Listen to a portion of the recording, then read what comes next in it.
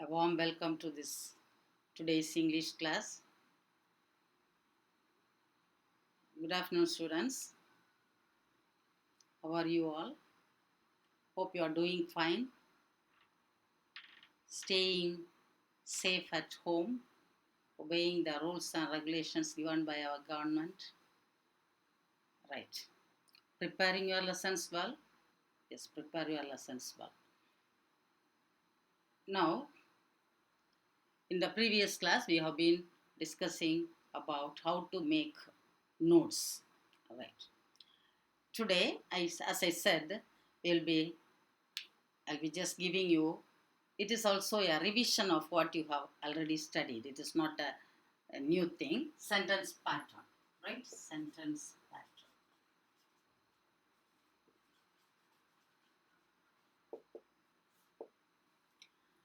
So you have got the portion from the text for this class, but since I felt that after completing this, we can proceed to this. So the next Monday's portion, the same screenshot that you have got today in your group, in our group, that is the book passage. Again, you won't get it for English because it is just a continuation, I would say. And so the same first unit, first lesson will be dealing in that next class. By today, I'll finish off that sentence pattern. And that one small incident I will tell you from Abraham Lincoln's life. That is once one of his friend came to him. It is also just teaching you a good moral that we have to follow in our life. So, I don't know whether Abraham Lincoln followed it, but he advised his friend to do it. Once, one man, his close friend, came to him and asked him to give a solution for his problem. The problem of him is that he has a small misunderstanding. He has a grudge he has a hatred towards his enemy, one of his enemy. And he has done something to him which he couldn't tolerate. He couldn't express what he has to do to get rid of that anger, that much hatred, envy, violent he has towards him. And he came to him and asked Abraham Lincoln's guidance how to take revenge on him. How to take revenge on him. Whether to kill him, to file a case against him in the court, or punish his family, wife and children, or spoiling his wealth. All these things that man asked Abraham Lincoln. Abraham Lincoln very coolly said, see, you do one thing. You need not go and fight against him directly. You do one thing. You take a piece of paper and use all the express your views in high language. That is, whether it is a good one or a bad one, whatever it is, your anger must be expressed in the paper so that what all the things you wanted to tell him must get a place in the paper. And after that, you bring that letter to me, he said. You need not show it to me, but you bring the letter in an envelope. And this man heard his advice and went home. He took a piece of paper and he scolded him like anything. But all the things he wanted to express, he wrote in that paper. He felt that paper is not sufficient. He took another paper and he wrote again and again till his anger get cooled.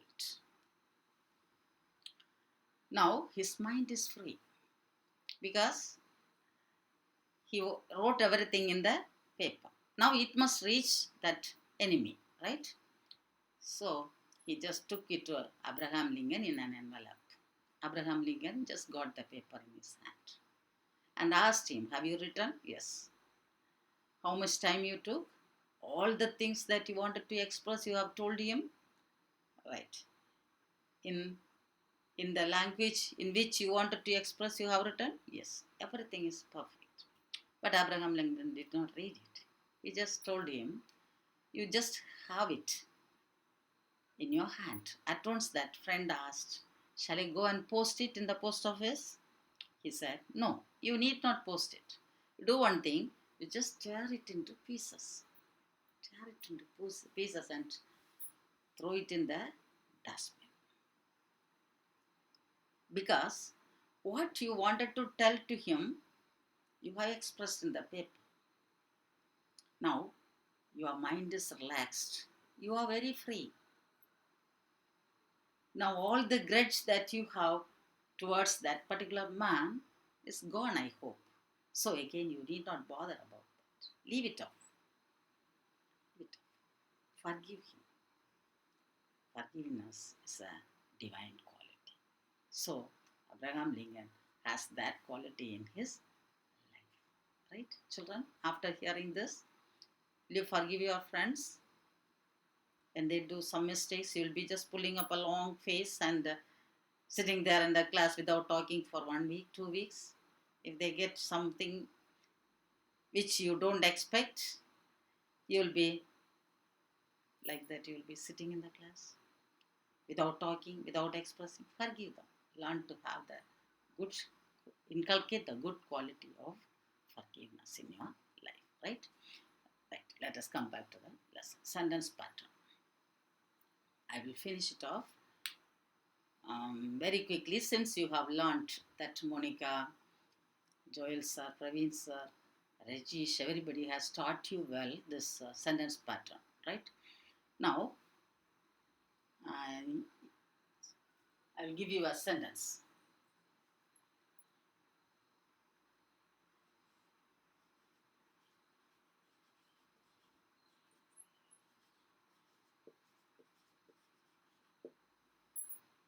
I bought a book.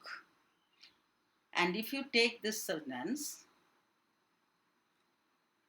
you have to analyze it. What are the things that are there? There is a word, I bought a book.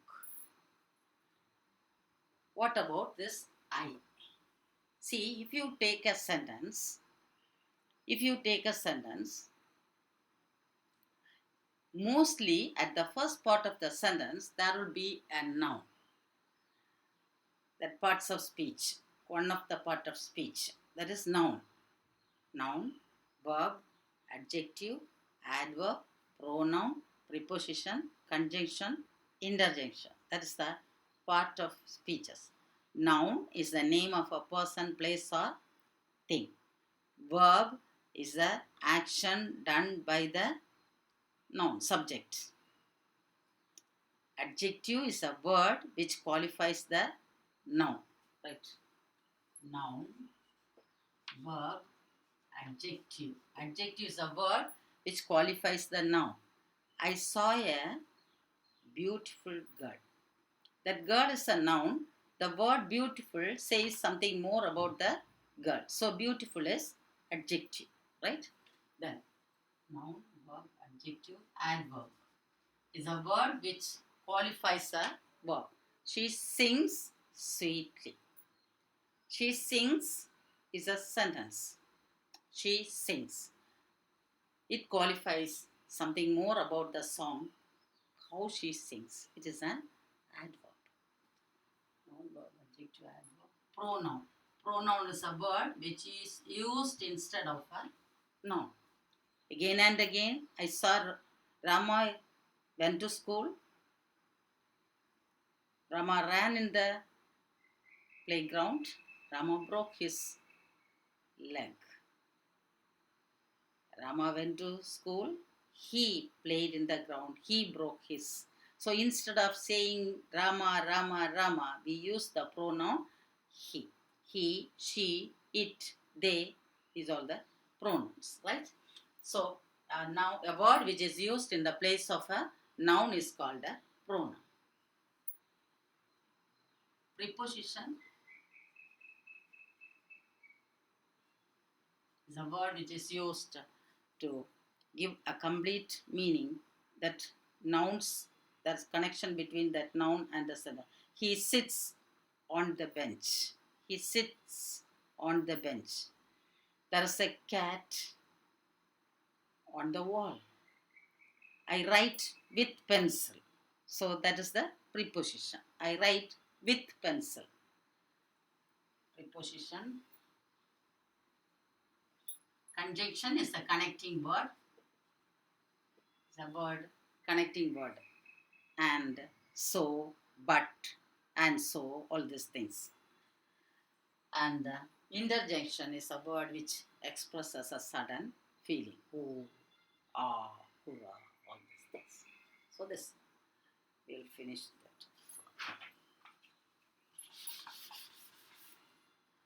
that. Listen, children. So if you take that first part, mostly I said the subject comes in the first part of the sentence. And it will be a noun. I told you the noun is the name of a person, place or thing. Noun is a name of a person, place or thing. So here I is the name of a person. So I is the subject. So how to identify as subject in a sentence is mostly, not always, it comes in the first part of the sentence. For example, that is a sentence. See, yesterday I bought a book. Here you cannot say that yesterday is the subject because I told you that it comes in the first part of the sentence. It is coming in the first part. You cannot say that it is a subject. That is why I use the word mostly. Mostly it comes in the first part of the sentence and it will be a noun, and yesterday is not a noun. And about that particular noun, something will be said in a sentence. About that particular noun, something will be said in a sentence. So this I is the subject. I think you have no doubt about it. And what did this I does? It is buying. The action done by the subject is called the verb. The action done by the subject is called the verb. So this buying, bought is the verb. Now, keeping that subject and verb in mind, if you ask a question, whom or what or whom, that answer is an object. If you get an answer for what or whom, that answer to the question what or whom is the object. Now, what did I buy? What did I buy? A book. So, the book is an object. Right, children? So, the pattern of this sentence is yes, we, O. Very clear? This is what you have learnt last year? Year before last? Yes. Right.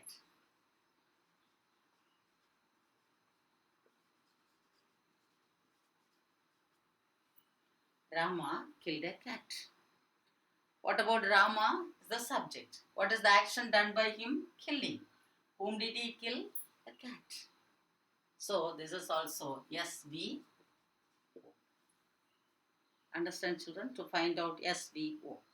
Now, in a sentence, if you get an answer for both whom and what, in a sentence, if you get an answer for both whom and what, I will give you an example.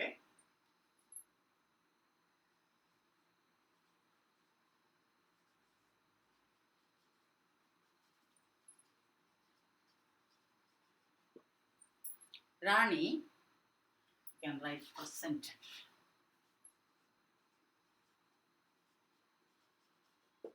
Presented me a book. Rani presented me a book. What about Rani? Subject. What about this presented? The action done by Rani. Subject. It is the verb. Now ask a question. Whom did Rani present a book? Whom did Rani present a book? To me. So it is an answer because you are getting an answer for whom. What did Rani present me? What did Rani present me? A book. So in the same sentence, you are getting an answer for both whom and what. In that case, the first one you write as I O and the next one D O. The sentence pattern of it is, the pattern of it is SB, I O, D O. You want to find out? Any doubt in it, children? No. One more examples. She presented me, she gave me a book.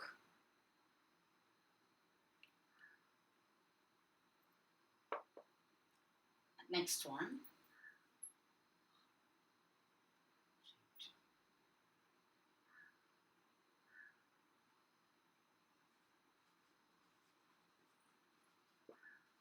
I'll write small simple sentences because into school.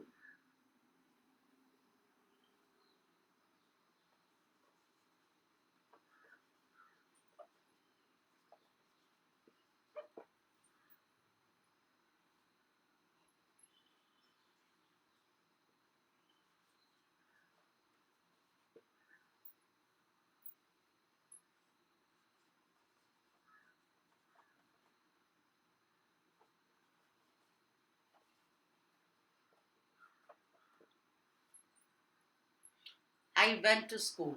What about this? I subject. Went is the verb. Where did I go? Where did I go? To school. Where? I got up at 5 p.m. I is the subject. Got up. Verb. When did I get up? At 5 p.m. When? Next sentence. She sings well. She is the subject. Sings is the verb. How does she sing? Well. How? I went to buy fruits. Subject I. Buy is the verb. Why did I go to buy fruits? Why? So, in sentences, if you get an answer for where, when, how, or why, sometimes you may get an answer for only one, sometimes you will get for two, sometimes you will get for three even. So, that is an example of adjunct. Adjunct. A we will say. So, the sentence pattern is yes, we, A. You understand? Right. In a sentence, if you get an answer for where, when, how, or why, that is an example for adjunct. Now, another one. These are the major things. And if you know to analyze this, you can find out the remaining things in a sentence. Right.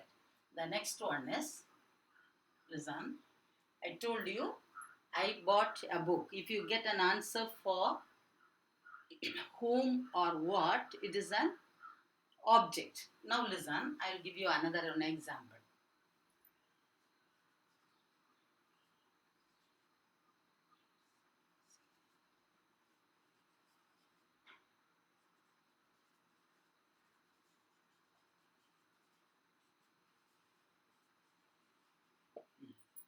She is a singer. She is a singer. He became a teacher.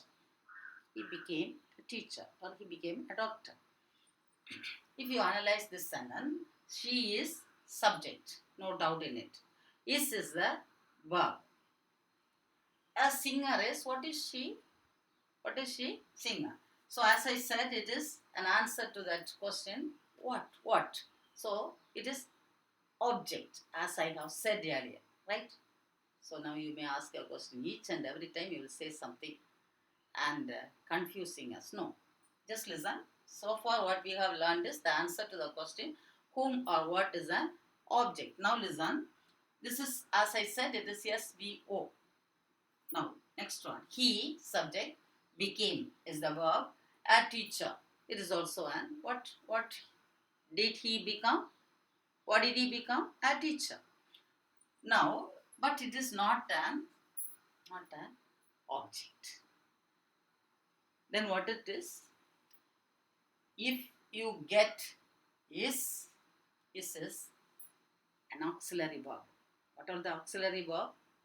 Be form of the verb. The different stages of be. Am, is, are, was, were. W-E-R-A.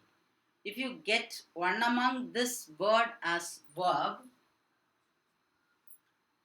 am, is, are, was, were, are, or become as a verb, the answer to the question whom and what is not an object, it is a complement.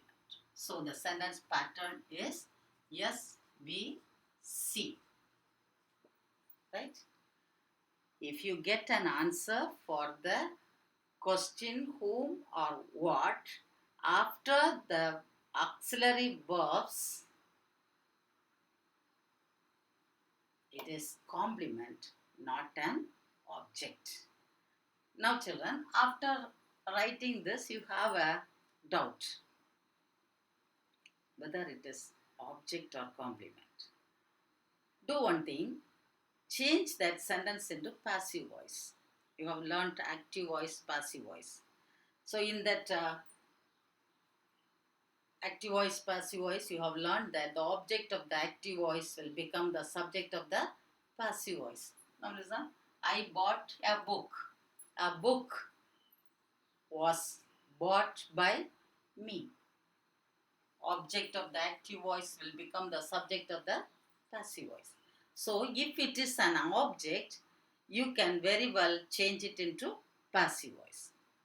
Right? If it is an object, you can change it into passive voice. If it is not an object, you cannot change it into passive voice. Right? Now we have come to the conclusion that it is a, you have a doubt that it is an object or a complement. Now just clear it off. Take this singer as an object and change this sentence into passive voice. A singer is she. A singer is she. It's a meaningful sentence. Can you change it into passive voice? No.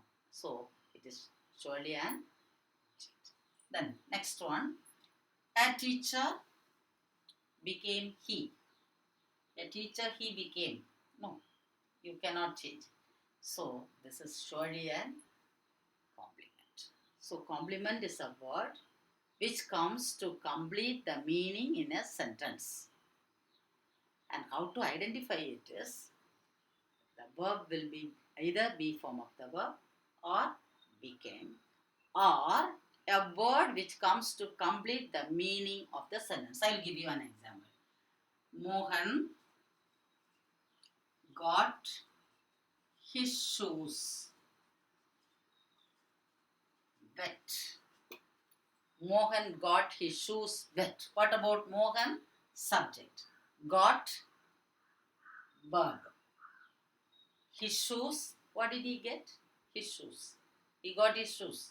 So it is an object. What about wet? You are not getting an answer for any of this, either object or adjunct. But it has come there to complete the meaning of the sentence. So it is also a complement. It is called a complement. So how to identify this complement in a sentence?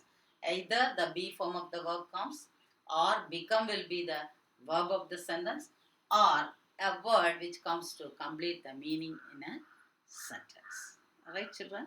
Right, you know to, I hope you know to identify it. You want any example for it? Now shall I give you some sentences and you have to make that as well, you know, please. And sometimes, you know, listen here. Yesterday, he bought a book.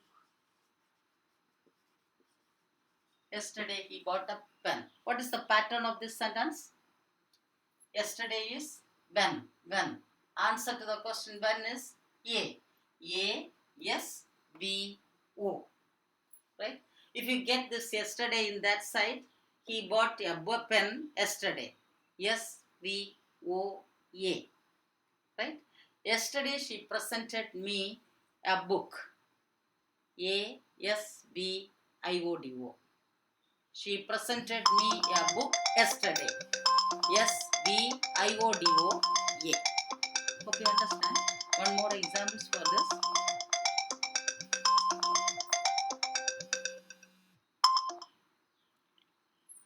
I'll ask you. Listen, children. They are players. What is the pattern? Tell me. They are players. The verb is are. Be form of the verb. So, SVC. I gave a pen to him. I gave him a pen. SVIODO. They granted leave. They granted me leave. SVIODO. Then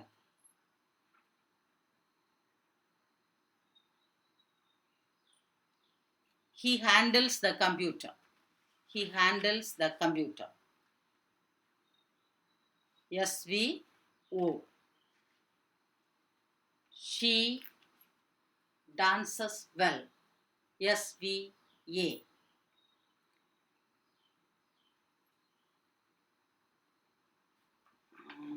One more sentence.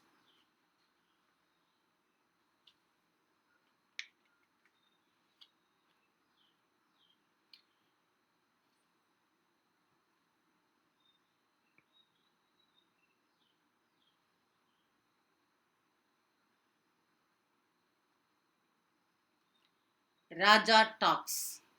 Raja talks. What is the pattern of it? Yes, B. Right? In your question paper, either they may ask to write a sentence of your own in the given pattern, or they will ask you to analyze that sentence which is given in the question paper to find out what pattern it is. Right? Hope you will be just got the what I have told you, but if you have any doubt, we will clear it off. Find out some sentences and try to analyze it. And if you couldn't do it, ask in the discussion class. And if time permits, if you get a chance to come back to our classes and have our regular routine work, I'll just clarify your doubts if you have anything here. So for the next class, you have to bring that lesson I will be teaching, that our first prose lesson, and before that, tomorrow itself, I think by today itself you will get the. Yesterday itself you might have got the screenshot of it. But since I have promised you that I will be teaching this in this classes, so I taught it, and we will go to the lesson from the next class. Okay, children? Right.